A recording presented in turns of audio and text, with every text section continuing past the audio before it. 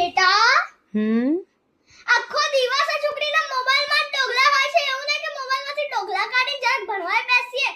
એક ચમાટ પડશે ને હમણાં કાલથી એક્ઝામ છે કે ખબર પડે છે.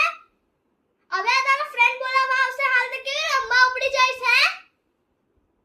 એવું નહીં કે બે કલાક ભણી લઈએ બેસીને શાંતિથી. આમ આખો દિવસ આ છોકરીને મોબાઈલમાં ડોગલા હોય, આરામ કરવાનું ને રમવાનું.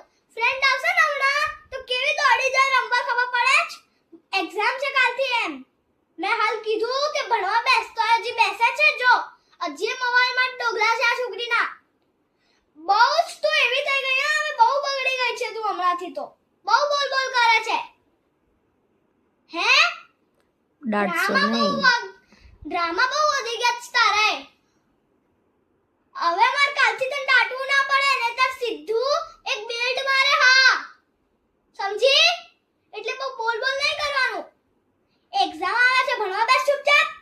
ભણવા બેસ. મેં કીધું ભણવા બેસ. નહીં બેસે ને ઊભી રહે. આ રહી બુક ને ફટાફટ ચાલ ભણવા બેસ. માર સામે જ ભણ.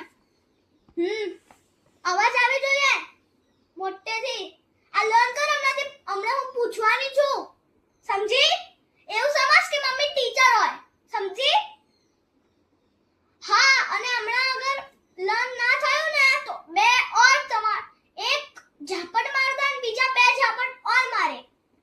હવે અવાજ ના આવી જોઈએ. હા તારી મોબાઈલ તો બિલકુલ ઓછો કર દેજે. રમવા જવાનું હોય ઓછું કર દેજે. નહીતર કાલથી મોકલીશ નહીં. હા આજ સાંજે ખાલી રમવા જવાનું, બાકી ક્યારે નહીં જવાનું. રોવાનું તો કરતી જ નહીં. આંખમાંથી એક કે આંસુ બહાર આવ્યા ને તો એક ઓર ઝાપટ પડશે અને એના બીજા બે ફરીથી. એટલે 3 6 ઝાપટ પડશે. સમજી? એટલે ચૂપચાપ ભણ અને આંસુ તો બહાર લાવતી જ નહીં.